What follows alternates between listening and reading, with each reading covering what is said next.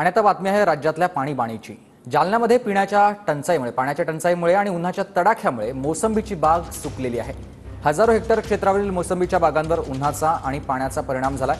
मोसंबीच्या बागा कशा जगवायच्या असा प्रश्न शेतकऱ्यांपुढे उभा राहिलाय आणि याचाच आढावा घेतलाय आमच्या प्रतिनिधींनी। महाराष्ट्रामध्ये जालना जिल्ह्याचं नाव येतं। या ठिकाणी आपण बघू शकता की या मोसंबीची परिस्थिती सध्या काय आहे। पाण्याची पातळी खोलावली, त्यातच उन्हाचा प्रचंड तडाखा, 42 ते 43 टेम्परेचर आणि या सर्व परिस्थितीचा फटका या मोसंबीच्या शेतांना किंवा पिकांना बसतोय। खरं तर जालना जिल्हा हा मोसंबीसाठी प्रचंड प्रसिद्ध असला तरी शेतकऱ्यांचे मात्र या परिस्थिती जी दुष्काळजन्य परिस्थिती आहे, या परिस्थितीमुळे नुकसान होताना या ठिकाणी दिसत आहे। शासनाने कुठेतरी आता या मोसंबी उत्पादकाकडे लक्ष देण्याची गरज आहे। जालना जिल्ह्यामध्ये मोसंबी उत्पादन जे जास्त होतं, या ठिकाणी शासनाकडून मोसंबी प्रक्रिया केंद्रही करण्यात आलेलं आहे, परंतु त्यांनी कुठेतरी या मोसंबी उत्पादक शेतकऱ्यांकडे लक्ष देण्याची गरज आहे। संजय सरोदे, TV9 मराठी, जालना।